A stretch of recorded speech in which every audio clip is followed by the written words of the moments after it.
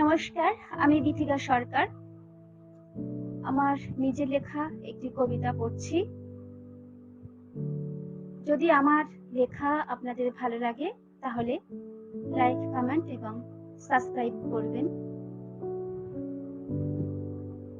কবিতার নাম ছায়াহীন গাছ, গন্ধহীন গোলাপ।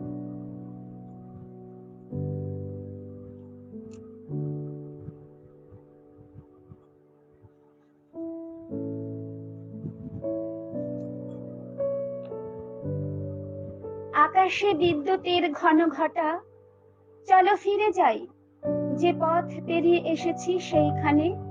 বলির পাঠায় খাড়া পড়বার আগেই অতৃপ্ত বাসনায়।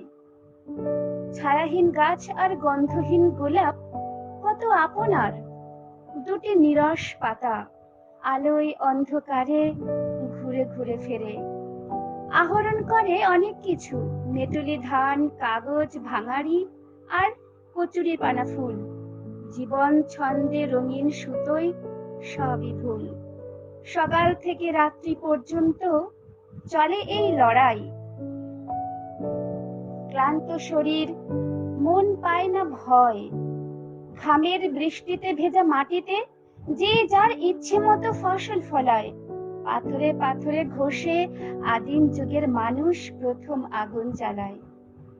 রেস্টুরেন্টে কেউ আসে সাহেব, মেম, বাবুয়ানা বেশে, আবার কারো দিন কাটে প্লেট ধুয়ে, টেবিল মুছে। যেতে যেতে একটি ছেলের সাথে আলাপ জমে উঠেছিল। কথায় কথায় সে বলেছিল তার ছেলেকে আইটিআই পড়াতে চায়।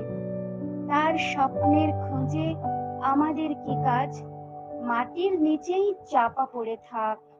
সেই রেস্টুরেন্ট, দেখি না তাকে, এখন 5 তারা।